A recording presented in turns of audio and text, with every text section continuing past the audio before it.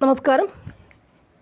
ഇന്ന് UPSC LPSC exam എഴുതുന്ന LP-UP exam എഴുതുന്ന കുട്ടികൾക്ക് വേണ്ടിയുള്ള സൈക്കോളജിയുടെ ഒരു ചെറിയ പോർഷൻ വ്യക്തിത്വമാണ്, പേഴ്സണാലിറ്റിയാണ് നമ്മുടെ ക്ലാസ്സിലുള്ളത്. നോക്കാം. അതിൽ തന്നെ വരുന്നൊരു പോർഷൻ ഏതാണ്? മനോവിശ്ലേഷണ സിദ്ധാന്തം. മനോവിശ്ലേഷണ സിദ്ധാന്തമാണ് നമ്മളിന്നിവിടെ നോക്കുന്നത്. മനോവിശ്ലേഷണ സിദ്ധാന്തം വ്യക്തിത്വം, പേഴ്സണാലിറ്റിക്കകത്ത് വരുന്ന ഒരു ചെറിയ കണ്ടൻറ്റാണ് ഇത് മനോവിശ്ലേഷണ സിദ്ധാന്തം, അല്ലേ? അതാരുടെയൊക്കെയാണെന്ന് നമുക്ക് നോക്കാം. ആരുടേതാണിത്? മനോവിശ്ലേഷണ സിദ്ധാന്തം ആരുടേതാണ്? അതിൻ്റെ ഉപജ്ഞാതാവ് ആരാണ്? സിഗ്മണ്ട് ഫ്രോയിഡാണ്. മനോവിശ്ലേഷണ സിദ്ധാന്തത്തിൻ്റെ ഉപജ്ഞാതാവ് ആരാണ്? സിഗ്മണ്ട് ഫ്രോയിഡാണ്. ഇനി സിഗ്മണ്ട് ഫ്രോയിഡിൻ്റെ ഈ മനോവിശ്ലേഷണ സിദ്ധാന്തവും ബന്ധപ്പെട്ട കാര്യങ്ങൾ പൊതുവെ മൂന്നായിട്ടാണ് തിരിച്ചേക്കുന്നത്. അതിൽ ഒന്ന് എന്താണ്? വ്യക്തിത്വത്തിൻ്റെ ചലനാത്മകതയാണ്. മനസ്സിൻ്റെ 3 തലങ്ങൾ സംബന്ധിച്ച ആശയങ്ങളാണ് ഇവിടെ പറയുക. മനസ്സിൻ്റെ 3 തലങ്ങൾ സംബന്ധിച്ച ആശയങ്ങളാണ് ഇവിടെ പറയുക, ചലനാത്മകതയിൽ പറയുക. മനസ്സിൻ്റെ 3 തലങ്ങൾ അതിനെ സംബന്ധിച്ച ആശയങ്ങൾ, ഡൈനാമിക്സ് ആണ് പറയുക. 3 ഡൈനാമിക്സ്, പേഴ്സണാലിറ്റി ഡൈനാമിക്സിനെ കുറിച്ചാണ് പറയുക. ഫസ്റ്റ് വന്നപ്പോൾ എന്താണ്? വ്യക്തിത്വത്തിൻ്റെ ചലനാത്മകത. അതിനെന്താ പറയുന്നത്? മനസ്സിൻ്റെ 3 അല്ലേ, മനസ്സിൻ്റെ 3 തലങ്ങൾ, 3 ഘട്ടങ്ങൾ, 3 ഘട്ടങ്ങൾ എന്നാ പറയുക. അടുത്ത എന്താണ്? വ്യക്തിത്വ ഘടനയെക്കുറിച്ച് സിദ്ധാന്തമാണ് പറയുന്നത്. അടുത്ത എന്താണ്? മനോലൈംഗിക വികാസ സങ്കല്പങ്ങളാണ്. സൈക്കോ സെക്ഷൽ ഡെവലപ്മെൻറ്റിനെ കുറിച്ചാണ് അടുത്ത പറയുക. ഇനി നോക്കുക, മനുഷ്യ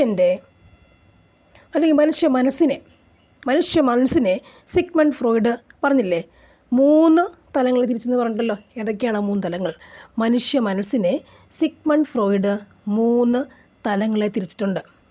ഒന്ന് ഏതാണ്? ബോധമനസ്സ്. കോൺഷ്യസ് മൈൻഡ്, അല്ലേ? മനുഷ്യ മനസ്സിനെ സിഗ്മണ്ട് ഫ്രോയിഡ് 3 തിരിച്ചിട്ടുണ്ട്. മാമ്മയുടെ പ്രാസ്, അല്ലേ? മനുഷ്യ മനസ്സിനെ സിഗ്മണ്ട് ഫ്രോയിഡ് എത്ര തലമുണ്ട്? 3 തലം. ഒന്ന് എന്താണ്? ബോധമനസ്സ്. അടുത്തത് എന്താണ്? ഉപബോധ മനസ്സ്,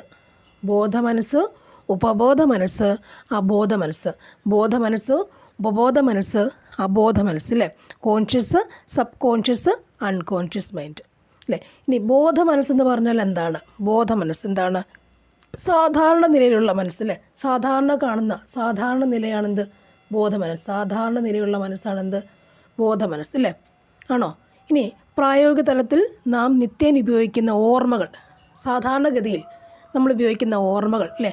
നിത്യേനയുള്ള ഓർമ്മകളാണ് ഇവിടെ വരിക ബോധമനസ്സിൽ. സാധാരണ ഓർമ്മകൾ നിത്യേന ഉപയോഗിക്കുന്ന നിത്യേന ഓർമ്മയാണ് ബോധമനസ്സിൽ വരിക. നിത്യേന ഓർമ്മ. സാധാരണ മനസ്സല്ലേ, സാധാരണ നിലയാണ് മനസ്സിനുള്ളത്. ബോധമനസ്സിന് എന്താ ഉള്ളത്? സാധാരണ നിലയാണുള്ളത്. പിന്നെന്താണ്? നിത്യേനയുള്ള ഓർമ്മകൾ എവിടെ വരിക? ബോധമനസ്സിൽ വരിക. ഓക്കെ അല്ലേ? നെക്സ്റ്റ്, ഉപബോധ മനസ്സ്. അവിടെ എന്താ പറയുക? വേഗം ഒരു വ്യക്തിക്ക് അവരുടെ ബോധതലത്തിലേക്ക്, ബോധമുള്ള അവസ്ഥയിലേക്ക്, അല്ലേ? ബോധം എന്ന് പറയുന്ന അവസ്ഥയുണ്ടല്ലോ, അവിടേക്ക് എന്ത് കൊണ്ടുവരാം? വേഗം കൊണ്ടുവരാവുന്നതും എന്നാൽ പൂർണ്ണമായ ബോധം ഇല്ലാത്തതുമായ മനസ്സാണെന്ത്? ഉപബോധ മനസ്സ്, അല്ലേ? ഉറങ്ങുമ്പോൾ നമുക്ക് ഉപബോധ മനസ്സിൽ എന്നൊക്കെ പറയാറില്ലേ? അപ്പോൾ നമുക്ക് ബോധമുള്ളപ്പോൾ വേഗം കൊണ്ടുവരാവുന്നതാണെന്ത്, അല്ലേ? ബോധം ഉള്ളപ്പോൾ വേഗം കൊണ്ടുവരാവുന്നതും എന്നാൽ പൂർണ്ണമായ ബോധം ഇല്ലാത്തതുമാണ്. പൂർണ്ണമായ ബോധം ഇവിടെ ഇല്ല, അതാണ് ഉപബോധ മനസ്സ്. പൂർണ്ണമായ ബോധം ഇല്ലാത്തതാണെന്ത്? ഉപബോധ മനസ്സ്. പൂർണ്ണബോധം ഇല്ലാത്തതാണെന്ത്? ഉപബോധ മനസ്സ്. പക്ഷേ എന്താണ്? ബോധതലത്തിലേക്ക് വേഗം കൊണ്ടുവരാവുന്നതാണെന്ത്? ഉപബോധ മനസ്സ്. നെക്സ്റ്റ്, അബോധ മനസ്സ് എന്താണ്? മൂന്നാമത്തത് അബോധ മനസ്സ് എന്താണ്? മനസ്സിൻ്റെ പൂർണ്ണമായതും ആഴത്തിലുള്ളതുമായ തലം ആണെന്ത്, അല്ലേ? തലം മീൻസ് ആ ഒരു അവസ്ഥ, ആ ഒരു തലം, ഘട്ടം, അല്ലേ? ആ ഒരു അവസ്ഥ. മനസ്സിൻ്റെ പൂർണ്ണമായതും ആഴത്തിലുള്ളതുമായ തലം ആണെന്ത്? അബോധ മനസ്സ്. അബോധ മനസ്സ്. ഇനി ഈ മനസ്സിൻ്റെ അബോധതലത്തിലെ ശേഖരങ്ങൾ എന്തൊക്കെയായിരിക്കാം? അബോധ മനസ്സിൽ എന്തൊക്കെയാണ് കാണപ്പെടുക? അബോധ മനസ്സിൽ എന്തൊക്കെയാണ് കാണുക? എന്തൊക്കെ കാണാം? മറഞ്ഞിരിക്കുന്ന ഓർമ്മകൾ, ആഗ്രഹങ്ങളും അല്ലേ, മറഞ്ഞിരിക്കുന്ന ഓർമ്മകളും ആഗ്രഹങ്ങളും വേദനാജനകമായ അനുഭവങ്ങളും ഒക്കെ ഇവിടെ കാണും. അബോധ മനസ്സിൽ കാണില്ലേ? അത് നമുക്ക് ഊഹിക്കാവുന്നതാണ്. അബോധ മനസ്സിൽ കാണുന്ന സംഭവങ്ങൾ എന്തൊക്കെയായിരിക്കും? മറഞ്ഞിരിക്കുന്ന ഓർമ്മകൾ, ആഗ്രഹങ്ങൾ കാണാം, വേദനാജനകമായ അനുഭവങ്ങൾ ഇവിടെ കാണാം. മനസ്സിൻ്റെ അബോധ മനസ്സിൽ കാണാം അല്ലേ? അബോധ മനസ്സിൽ എല്ലാം മറഞ്ഞിരിക്കുന്നതും അല്ലേ, ആഗ്രഹിക്കുന്ന ആഗ്രഹങ്ങളുണ്ട്, പിന്നെ വേദനയുണ്ട്. ആഗ്രഹങ്ങൾ, വേദന, മറഞ്ഞിരിക്കുന്നത് ആഗ്രഹങ്ങളും വേദനയുള്ളതും ഒക്കെ നമ്മളിവിടെ സൂക്ഷിക്കും. അബോധ മനസ്സിലങ്ങ് സൂക്ഷിച്ചു വെക്കും. ഓക്കെ, അടുത്തത് എന്താ പറഞ്ഞിരുന്നത്? വ്യക്തിത്വ ഘടനയെക്കുറിച്ച് നമ്പർ 2 പറഞ്ഞു നമ്മൾ അല്ലേ. അപ്പോൾ അതെന്താണ്? ഒരു വ്യക്തിയിലെ മനോഘടന അല്ലേ, ഒരു വ്യക്തിയുടെ മനോഘടനയെ 3ആയി തിരിക്കാം. ഒരു വ്യക്തിയുടെ മനോഘടന അല്ലേ, മനോവിശ്ലേഷ സിദ്ധാന്തം ആരുടെയാണ്? Sigmund Freud. മനസ്സിനെ കുറിച്ചാണ് അല്ലേ, മനസ്സിൻ്റെ കാര്യങ്ങൾ എന്തൊക്കെയാണ് നമ്മളിവിടെ പറയുക, അതെങ്ങനെ വ്യക്തികളെ ബാധിക്കുന്നു. അപ്പോൾ വ്യക്തിഘടന എങ്ങനെയാണ്? വ്യക്തിയിലെ മനോഘടന അല്ലേ, മനോഘടന, വ്യക്തിത്വത്തിലെ വ്യക്തിയിലെ മനോഘടന 3ആയി തിരിക്കാം. ഒന്ന് ഇത് അല്ലേ, ഈഗോ, നെക്സ്റ്റ് സൂപ്പർ ഈഗോ. 3 ഇത്, ego, super ego. Ego means അഹം അല്ലേ, ഞാനെന്ന ഭാവം, അഹം. ഈഗോ, അഹം, ഞാനെന്ന ഭാവം. ഇത്, ഈഗോ, സൂപ്പർ ഈഗോ അല്ലേ. അതായത് ഒരു മനുഷ്യൻ്റെ, ഒരു വ്യക്തിയിലെ മനോഘടന എത്ര തിരിക്കാം? മനോഘടനയാണ്, മനസ്സിൻ്റെ ഘടന അല്ലേ, മനസ്സിൻ്റെ ഘടനയാണ് 3ആയി തിരിക്കാം. എത്രയായി തിരിക്കാൻ പറ്റും? 3ആയി തിരിക്കാം. ഏതൊക്കെയാണ്? ഒന്ന് ഇത് അല്ലേ, ഇവിടെ നോക്കുക, ഇവിടെ ഇത് വരുന്നുണ്ട് അല്ലേ, ഇത്. പിന്നെ ഈഗോ, ഇവിടെ ഇത്രയും ഭാഗം ഈഗോ വരുന്നുള്ളൂ. ബാക്കി ഇത്രയും ഭാഗം എന്താണ്? സൂപ്പർ ഈഗോ ആണ്. ഇത് ഈ ഭാഗത്തേ ഉള്ളൂ, ഇത് ഈഗോ, സൂപ്പർ ഈഗോ ഇത്രയും ഭാഗത്ത് വരുന്നുണ്ട്. അപ്പോൾ മനുഷ്യൻ്റെ, ഒരു വ്യക്തിയിലെ മനോഘടനയെ എത്ര തിരിക്കാം? സിഗ്മണ്ട് ഫ്രോയിഡിൻ്റെ ബേസിൽ എന്ത് പറയാം നമുക്ക്? സിഗ്മണ്ട് ഫ്രോയിഡിൻ്റെ ബേസിൽ നമുക്കെന്ത് പറയാം? ഇത്, ഈഗോ, സൂപ്പർ ഈഗോ അല്ലേ. ഇനി ഇതെന്ന് പറഞ്ഞാൽ എന്താണ് അല്ലേ? ഇതെന്ന് പറഞ്ഞാൽ എന്ത് പറയാം? ജനനം മുതൽ തന്നെ ഒരു വ്യക്തിക്ക് കാണപ്പെടുന്ന വ്യക്തിത്വ ഘടകമാണെന്ത്? ഇത്.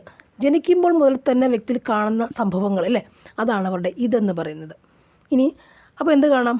ആ വ്യക്തിയിൽ കാണപ്പെടുന്ന ശാരീരിക ആവശ്യങ്ങളില്ലേ, ആ വ്യക്തിയിൽ ചെറുപ്പം മുതൽ കാണപ്പെടുന്ന ശാരീരിക ആവശ്യങ്ങൾ, ആഗ്രഹങ്ങൾ അല്ലേ, ആവശ്യങ്ങൾ, പിന്നെ ആ ആവശ്യങ്ങൾ എല്ലാം അയക്കാത്ത ആവശ്യങ്ങൾ, ആഗ്രഹങ്ങൾ, അവരുടെ പ്രതികരണം എങ്ങനെയാണ് അല്ലേ, അവരുടെ ലൈംഗിക വികാരങ്ങൾ എങ്ങനെയാണ്, എന്നിവയെല്ലാം ഉറവിടം എന്താണ്? ഇത്. അപ്പോൾ ചെറുപ്പത്തിലേ ഉണ്ടാകുന്ന ആ ഒരു കാര്യങ്ങൾ അല്ലേ, അപ്പോൾ നമുക്ക് വലുതാകുമ്പോഴും എങ്ങനെ അങ്ങോട്ട് പോകും? അവരുടെ ആഗ്രഹങ്ങളില്ലേ, ആഗ്രഹങ്ങൾ അവർ പ്രതികരിക്കുന്ന രീതി എങ്ങനെയാണ്, ലൈംഗിക വികാരങ്ങൾ എങ്ങനെയാണ്, ഇതൊക്കെ എന്താണ്? ചെറുപ്പം മുതലേ അവർക്ക് പ്രകടമാകുന്ന കാര്യങ്ങൾ വലുതാകുമ്പോഴും അങ്ങോട്ട് വന്നേക്കും. അതാണെന്ത്? ഇത്. അപ്പോൾ ജനനം മുതൽ ഒരു വ്യക്തിയിൽ കാണപ്പെടുന്ന വ്യക്തിത്വത്തിലെ ഘടകം അല്ലേ, വ്യക്തിത്വം എന്ന് പറഞ്ഞാൽ അവർ എങ്ങനെയാണ് വലുതാകുമ്പോൾ കാണിക്കുക അല്ലേ, അതെന്തായിരിക്കണം? ഇതാണ്. ആ ചെറുപ്പത്തിലേ ചെറുപ്പത്തിലേ ഉള്ള ശീലം തുടർന്ന് പോകും. അതേപോലെ എന്താണ്? ജനനം മുതൽ തന്നെ ഒരു വ്യക്തിയിൽ കാണപ്പെടുന്ന വ്യക്തിത്വ ഘടനമാണെന്ത്? ജനനം മുതൽ തന്നെ ഇതെന്ന് പറയുന്നത്. അപ്പോൾ വ്യക്തി കാണപ്പെടുന്ന ശാരീരിക ആവശ്യങ്ങൾ, ആഗ്രഹങ്ങളും അല്ലേ, പെട്ടെന്നുള്ള പ്രതികരിക്കുന്ന രീതിയും ഒക്കെ എന്താണ്? അവരുടെ ഉറവിടം ആരാണ്? ഇതാണ് അല്ലേ. ഇനിയും പെട്ടെന്ന് അവർക്കുണ്ടാകുന്ന ആഗ്രഹങ്ങൾ പൂർത്തീകരിക്കാൻ ത്വരയുണ്ടാകുന്നതിന് കാരണം ഇത് തന്നെയാണ്. ഇതാണ്. ഓക്കെ, അതുപോലെ ഉദാഹരണം പറഞ്ഞാൽ വിശക്കുന്ന സമയത്ത് ഭക്ഷണത്തിന് കാത്തിരിക്കുക, അക്ഷമ കാണിക്കുന്നത് ഇതിൻ്റെ പ്രവർത്തനമാണ്. ഉദാഹരണം നോക്കി വെച്ചാൽ അക്ഷമ കാണിക്കുന്നത് ഇതിൻ്റെ പ്രവർത്തനമാണ്. അതുപോലെ വേറെ ക്വസ്റ്റ്യൻ വരുന്നത് സുഖ തത്വം അനുസരിച്ച് പ്രവർത്തിക്കുന്ന മനോഘടകം. സുഖതത്വം, ഇതൊരു UP ക്വസ്റ്റ്യനാണ്, നേരത്തെ ചോദിച്ച ക്വസ്റ്റ്യനാണ്. സുഖതത്വം അനുസരിച്ച് പ്രവർത്തിക്കുന്ന മനോഘടകം ഏതാണ്? ഇതാണ് സുഖതത്വം. പ്രിൻസിപ്പിൾ ഓഫ് പ്രഷർ അനുസരിച്ച് പ്രവർത്തിക്കുന്ന മനോഘടകം ഏതാണ്? ഇതാണ്. ഓക്കെ, ചോദ്യം ഇങ്ങനെയാണ്. ഫ്രോയിഡിൻ്റെ അഭിപ്രായത്തിൽ വ്യക്തിത്വത്തിന് 3 തലങ്ങളുണ്ട്. അവയിൽ ഒന്നാണ് ഇത് പ്രവർത്തിക്കുന്നത്. ഓപ്ഷൻസ് ഉണ്ട്. സുഖേച്ഛയുടെ അടിസ്ഥാനത്തിൽ, നൈതിക ബോധത്തിൻ്റെ അടിസ്ഥാനത്തിൽ, യാഥാർത്ഥ്യ ബോധത്തിൻ്റെ അടിസ്ഥാനത്തിൽ. ഇതൊന്നുമല്ല അല്ലേ, നമുക്ക് എന്ത് മാത്രമേ അറിയുള്ളൂ? സുഖതത്വം അനുസരിച്ചാണ് പ്രവർത്തിക്കുന്ന മനോഘടകം അല്ലേ എന്ന് പറയുന്നു. ഇതാണെന്ന് നമുക്കറിയാം. അപ്പോൾ നമ്മൾ എന്തെഴുതും? അതിൽ എന്താണ് കൊടുത്തേക്കുന്നത്? സുഖേച്ഛ എന്ന് കൊടുത്തിട്ടുണ്ടായിരുന്നു അല്ലേ? അപ്പോൾ നമ്മുടെ ഓപ്ഷൻ എ ആയിരിക്കും ആൻസർ. സുഖേച്ഛയാണ് ആൻസർ. അടുത്ത് നോക്കാം എന്താണ് ഇവിടെ. ഈഗോ ഇല്ലേ? ഈഗോ എന്ന് പറയുമ്പോൾ എന്താണ്? പ്രായോഗിക തത്വങ്ങളിൽ അധിഷ്ഠിതമായിരിക്കും, പ്രായോഗികമായിരിക്കും അല്ലേ? പ്രായോഗികം അറിയാലോ, പ്രായോഗികമായിരിക്കും. അതായത് ഇത് ചെറുപ്പം മുതൽ കിട്ടുന്നതാണല്ലേ, അവരുടെ പ്രതികരണശേഷി അങ്ങനെയുള്ള കാര്യങ്ങളൊക്കെ ഇത് മുതൽ നമ്മൾ കണ്ടുവരുന്ന കാര്യങ്ങളാണ്. ഇത് കാരണമുണ്ടാകുന്ന വൈകാരിക ത്വരയെ അല്ലേ, ആ ഒരു ത്വരയെ പ്രായോഗിക തലത്തിൽ കൈകാര്യം ചെയ്യാൻ കഴിയുന്നത് ഈഗോയ്ക്കാണ്. ഇത് കാരണമുണ്ടാകുന്ന വൈകാരിക പെരുമാറുന്ന രീതികളെല്ലാം അല്ലേ, വൈകാരിക രീതികളെല്ലാം അതിനെ പ്രായോഗിക തലത്തിൽ കൊണ്ടുവരുന്ന ആരാണ്? ഈഗോ ഉള്ളത് കൊണ്ട് മാത്രമാണ്. അപ്പോൾ നോക്കുക, വേറൊരു കാര്യം പറഞ്ഞാൽ മനുഷ്യ മനസ്സിനെ നിയന്ത്രിക്കുന്ന പോലീസാണ് ആര്? ഈഗോ. മനുഷ്യ മനസ്സിനെ നിയന്ത്രിക്കുന്ന പോലീസാണ് ഈഗോ അല്ലേ? പോലീസ് അപ്പോൾ ആരാണ്? മനുഷ്യ മനസ്സിൻ്റെ ഈഗോ ആണ്. മനസ്സിലായേ? ഇനി വേറൊരു കാര്യമുണ്ട്. ഇവിടെ ഈഗോ പ്രവർത്തിക്കുന്നത് തത്വം ഏതാണ്? ഈഗോ പ്രവർത്തിക്കുന്ന തത്വം യാഥാർത്ഥ്യ തത്വം. ഈഗോ പ്രവർത്തിക്കുന്നത് ഏതനുസരിച്ചിട്ടാണ്? യാഥാർത്ഥ്യ തത്വം അനുസരിച്ചാണ്. അതായത് ഒരു വ്യക്തിത്വം അതിൻ്റെ പാലകനായി നിൽക്കുക, പാലകൻ എന്ന് പറയും. വ്യക്തിത്വം എങ്ങനെ പാലിച്ചു പോകണം എന്ന് തീരുമാനിക്കുന്ന ആരാണ്? അവരുടെ ഉള്ളിലുള്ള ഈഗോ ആണ്. ഈഗോ എങ്ങനെ എൻ്റെ വ്യക്തിത്വം കൊണ്ടുപോകണം? ഈഗോ ആണ് അല്ലേ? യാഥാർത്ഥ്യ തത്വം അനുസരിച്ചാണ് ഇത് പ്രവർത്തിക്കുക, ഈഗോ പ്രവർത്തിക്കുക. സോ മനുഷ്യൻ്റെ മനസ്സിൻ്റെ പോലീസ് അല്ലേ, നിയമം കൺട്രോളർ പോലീസാണ് ആര്? ഈഗോ അല്ലേ, പോലീസാണ്. യാഥാർത്ഥ്യം മനസ്സിൻ്റെ പോലീസാണ് അല്ലേ. ഇതൊക്കെ ഈഗോയെക്കുറിച്ച് പറയാം. പിന്നുള്ള ഏതാണ്? സൂപ്പർ ഈഗോ എന്ന് പറഞ്ഞാൽ ഇതിന് ഒക്കെ ഓപ്പോസിറ്റായി കാണുന്നതാണ് എന്ത്? സൂപ്പർ ഈഗോ എന്ന് പറയുമ്പോൾ അവരുടെ തത്വം എന്താണ്? സാൻമാർഗിക തത്വമാണ്. സാൻമാർഗികം അല്ലേ, നേരായ വഴി, സാൻമാർഗിക തത്വമാണ് സൂപ്പർ ഈഗോ. അതുപോലെ സാമൂഹിക നന്മ അവരുടെ ലക്ഷ്യങ്ങളിലൊന്നാണ്. പരിപൂർണത അല്ലേ, മനസ്സിലെ ശരിയും തെറ്റും ഒക്കെ നിയന്ത്രിക്കുന്ന സൂപ്പർ ഈഗോ ആണ്. മനസ്സിലെ ശരിയും തെറ്റുമൊക്കെ നിയന്ത്രിക്കുന്ന ആരാണ്? സൂപ്പർ ഈഗോ ആണ്. സാമൂഹ്യ നന്മ ആണ് അവർ ആഗ്രഹിക്കുക അല്ലേ, സാമൂഹ്യ നന്മയാണ് ആഗ്രഹിക്കുക. സാമൂഹിക യാഥാർത്ഥ്യങ്ങളിൽ ബന്ധപ്പെട്ട് ഈഗോക്കുണ്ടാകുന്ന അനുഭവങ്ങളിൽ നിന്നും വികസിക്കുന്ന ഒരാളാണ് സൂപ്പർ ഈഗോ. സാമൂഹിക യാഥാർത്ഥ്യങ്ങളുമായി ബന്ധപ്പെട്ട് ഈഗോയ്ക്കുണ്ടാകുന്ന അനുഭവങ്ങളിൽ നിന്നും വികസിച്ച് വരുന്ന ആരാണ്? Super ego. അപ്പോൾ മനസ്സിലെ ശരിയും തെറ്റും നിയന്ത്രിക്കുന്ന ആരാണ്? സൂപ്പർ ഈഗോ ആണ്. സാമൂഹിക നന്മയെ ലക്ഷ്യം വെച്ച് പ്രവർത്തിക്കുന്ന സൂപ്പർ ഈഗോ ആണ്. പരിപൂർണത അതിനു വേണ്ടി പ്രവർത്തിക്കുന്നവരാണ് സൂപ്പർ ഈഗോ അല്ലേ. ഇതിൻ്റെ ഓപ്പോസിറ്റുകാരൻ ആരാണ്? സൂപ്പർ ഈഗോ ആണ്. ഓക്കെ അല്ലേ. സൂപ്പർ ഈഗോ പ്രവർത്തിക്കുന്ന ആരെ അനുസരിച്ചിട്ടാണ്? സാൻമാർഗിക തത്വം അനുസരിച്ചിട്ടാണ് സൂപ്പർ ഈഗോ പ്രവർത്തിക്കുന്നത്. ഇനിയും അടുത്തതാണ് ഈഡിപ്പസ് കോംപ്ലക്സ്. ഇതിൽ വരുന്നതാണ് ഈഡിപ്പസ് കോംപ്ലക്സ് എന്ന് പറയുന്നത്. ഈഡിപ്പസ് കോംപ്ലക്സ് എന്താണ്? ഈഡിപ്പസ് കോംപ്ലക്സ് അതായത് ആൺകുട്ടികൾക്ക് എങ്ങോട്ടാണ്? ആൺകുട്ടികൾക്ക് മാതാവിനോടുള്ള സ്നേഹവും ആഗ്രഹവും പിതാവിനോടുള്ള അസൂയയും ശത്രുതയും നിമിത്തം ഉണ്ടാകുന്ന മാനസിക സംഘർഷമാണെന്ത്? Oedipus complex. ഈഡിപ്പസ് കോംപ്ലക്സ് ശരിക്കും എന്താണ്? ഒരു മാനസിക സംഘർഷമാണ്. മാനസിക സംഘർഷം അല്ലേ. അത് ആരിലുണ്ടാകുന്നു? മാനസിക സംഘർഷം ആരിലുണ്ടാകുന്നു? ആൺകുട്ടികളിൽ മാതാവിന് പ്രത്യേക സ്നേഹമായിരിക്കും അല്ലേ. അതെങ്ങനെ ഉണ്ടാകുന്നു?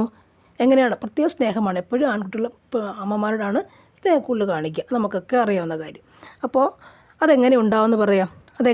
അതൊരു ഈഡിപ്പസ് കോംപ്ലക്സ് ആണ്. അതെങ്ങനെ ഉണ്ടാകുന്നു? അത് പിതാവിനോടുള്ള അവരുടെ അസൂയയും ശത്രുതയും നിമിത്തം ഉണ്ടാകുന്ന ഒരു മാനസിക സംഘർഷമാണെന്നാണ് പറയുന്നത്. ആൺകുട്ടികൾ മാതാവിനോട് കാണിക്കുന്ന ആ ഒരു സ്നേഹം ആഗ്രഹം എങ്ങനെ ഉണ്ടെന്ന് പിതാവിനോടല്ലേ ഉള്ള അസൂയയും ശത്രുതയും നിമിത്തം ഉണ്ടാകുന്ന മാനസിക സംഘർഷമാണെന്ത്? Oedipus complex. Okay, next one electro complex എന്ന് പറയും. ഇലക്ട്രോ കോംപ്ലക്സ് അവിടെ എന്താ? പെൺകുട്ടികളുടെ കാര്യം വരിക. പെൺകുട്ടികൾക്ക് ആരോടാണ് എപ്പോഴും? പിതാവിനോട് അല്ലേ. ഒരു പ്രത്യേക സ്നേഹമുണ്ട് പിതാവിനോട് എല്ലാവർക്കും. പെൺകുട്ടികൾക്ക് പിതാവിനോടുള്ള സ്നേഹം എങ്ങനെയാണ് അല്ലേ, ആഗ്രഹമൊക്കെ ഇങ്ങനെ. മാതാവിനോടുള്ള അസൂയ ശത്രുത നിമിത്തം ഉണ്ടാകുന്നൊരു മാനസിക സംഘർഷം. ഇതെന്താണ്? രണ്ടും എന്ത് തന്നെയാണ്? മാനസിക സംഘർഷം അല്ലേ. മാനസിക സംഘർഷമാണ് ഇഡിപ്പസ് കോംപ്ലക്സും ഇലക്ട്രോ കോംപ്ലക്സും. ഇഡിപ്പസ് കോംപ്ലക്സ് എന്ന് പറയുമ്പോൾ ആൺകുട്ടികൾ ടു മാതാവിനുള്ള സ്നേഹം പിതാവിൻ്റെ ശത്രുതയ്ക്ക് കാരണമാകുന്നു അല്ലേ, അവരുടെ മാനസിക സംഘർഷം അങ്ങനെ ഉണ്ടാകുന്നു. ഇലക്ട്രോ എന്ന് പറയുമ്പോൾ പെൺകുട്ടികൾക്ക് പിതാവിനോടുള്ള സ്നേഹവും ആദരവും ഒക്കെ എന്താണ്, മാതാവിനോടുള്ള അസൂയയും ശത്രുത നിമിത്തം ഉണ്ടാകുന്നുള്ള ആ ഒരു മാനസിക സംഘർഷമാണ്. രണ്ടും എന്താണ്, മാനസിക സംഘർഷമാണ്. ഒന്ന് ആൺ ടു മാതാവ്, ഇത് പെൺ ടു പിതാവ് അല്ലേ, മാനസിക സംഘർഷങ്ങളാണ്. ഇനി വേറെന്താ ഒരെണ്ണം പറയുക, ഇത് രണ്ടും കുട്ടികൾ കാണപ്പെടുന്ന ഇലക്ട്രോ കോംപ്ലക്സും അതുപോലെ ഇഡിപ്പസ് കോംപ്ലക്സും ഒക്കെ അവതരിപ്പിച്ചത് ആരാണ്, അത് പറയണ്ടേ, ആരാണ് പറയുന്നത്, നമ്മുടെ ഫ്രോയിഡാണ്. ഇത് രണ്ടും അല്ലേ, മനോഘട്ടങ്ങൾ, മാനസിക സംഘർഷങ്ങൾ അല്ലേ, ഈ രണ്ട് മാനസിക സംഘർഷങ്ങളുടെയും അവതരിപ്പിച്ചത് ആരാണ്, നമ്മുടെ സിഗ്മണ്ട് ഫ്രോയിഡാണ് വരുന്നത്. ഇനി അടുത്തൊരു സമീപനത്തെക്കുറിച്ചാണ്. ഇത് പേഴ്സണാലിറ്റിക്കകത്ത് വരുന്ന ടോപ്പിക്കാണ് മാനവിക സമീപനം. എന്താണ് മാനവിക സമീപനം? എന്താണ് മാനവിക സമീപനം? ഹ്യൂമാനിസ്റ്റിക് നമുക്കിത് കാണുമ്പോൾ വേഗം ഓർമ്മ വരും. ഹ്യൂമാനിസ്റ്റിക് അപ്രോച്ചാണ്. ഓരോ വ്യക്തിയിലും സ്വയം പ്രവർത്തനക്ഷമതയും സർഗപരിധിയും പ്രയോജനപ്പെടുത്തി ആത്മസാക്ഷാത്കാരം കൈവരിക്കുന്നതിനുള്ള ശേഷി വ്യക്തമാക്കുന്നതാണെന്ത്, ആ ശേഷി ഓരോ വ്യക്തിയിലും വ്യക്തമാകുന്നുണ്ട്. അതായത് സ്വയം പ്രവർത്തിക്കാനുള്ള ശേഷി, അതുപോലെ സർഗാത്മക ശേഷി, വ്യക്തിത്വ വികസനം, ഇതെല്ലാം പ്രയോജനപ്പെടുത്തിക്കൊണ്ട് ആത്മസാക്ഷാത്കാരം കൈവരിക്കുന്ന ശേഷിയാണെന്ത്, മാനവിക സമീപനം അതാണ്.